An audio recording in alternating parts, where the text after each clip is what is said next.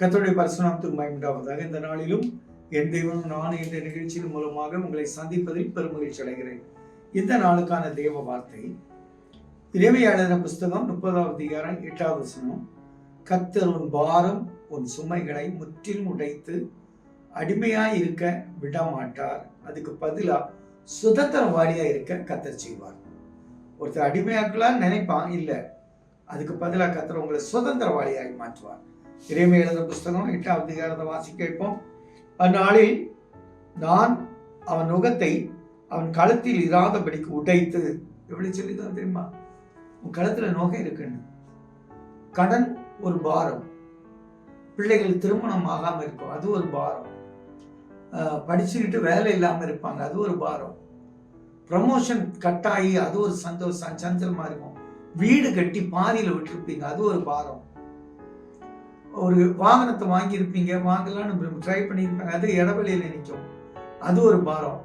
இப்படி எந்த பாரமா இருந்தாலும் கர்த்தர் சொல்றார், உன் கழுத்துல இருந்து அதை நான் உடைச்சு போடுவேன், உன் கட்டுகளை அறுப்பேன், அந்த கட்டுகள் எல்லாம் அறுக்கப்படும், உங்களுக்கான பாதை உங்களுக்கு உருவாக்குவார், உயர்ந்த இடத்துல கொண்டு வைப்பார். லாபானிடம் யாக்கோபு பட்ட பாடு நமக்கு தெரியும். அவனுக்கு நோக என்ன? 20 வருஷம், கிட்டத்தட்ட 14 வருஷம் ரெண்டு பிள்ளைகளுக்காக, 2 மனைவிக்காக, அடுத்த 6 வருஷம் தன்னுடைய பிள்ளைகள் எல்லாம் மீட்டுக் கொள்வதற்காக. நான் சொல்றேன், அப்படி 20 வருஷம் பாடுபட்டான். நுகத்தடி கர்த்தர் உடைத்தார், அதுக்கு பதிலா 2 பரிவாரங்களை கொடுத்தார். அவன் தேவனோடு மனிதனோடும் போராடி மேற்கொண்டவன். நானும் சொல்றேன், நீங்க தேவனோடு மனிதனோடும் போராடி மேற்கொள்ள உங்களுக்கு தைரியம் உள்ளவங்க, அதனால கர்த்தர் உங்களை கைவிடவே மாட்டார் எந்த சூழ்நிலையிலும். 7வது வசனத்துல பாருங்க, ஐயோ அந்த நாள் பெரியது, அப்போது அது போல ஒத்த நாள் இல்லை, அது யாக்கோபுக்கு இக்கட்டு காலம், ஆனாலும் அவன் அதற்கு நீங்களாக்கி ரட்சிக்கப்படுவான். அப்போ இது ஒருவேளை உங்களுக்கு ஒரு இக்கட்டு காலமா இருக்கலாம்.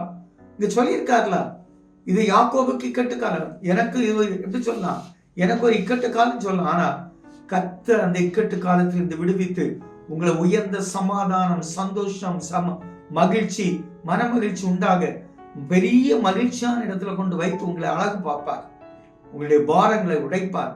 நான் சொன்னார்ல, கர்த்தர் மேல் பாரத்தை வைத்து விடு, அவர் உன்னை ஆதரிப்பார். ஆதரிக்கிறது உங்களை கட்டி அணைத்து உங்களை சந்தோஷப்படுத்தி உங்களை மகிழ்ச்சியோடு இருக்க வைப்பார். எங்கள் நல்ல தகப்பனே, அருமையான நாளைக்காய் ஜெபிக்கிறோம். தேவன் சொன்னது போல இக்கட்டு காலத்தில் விடுவித்து உயர்ந்த இடத்துல ஏறி இருக்கப்பட நல்ல பிதாவே, ஆமென்.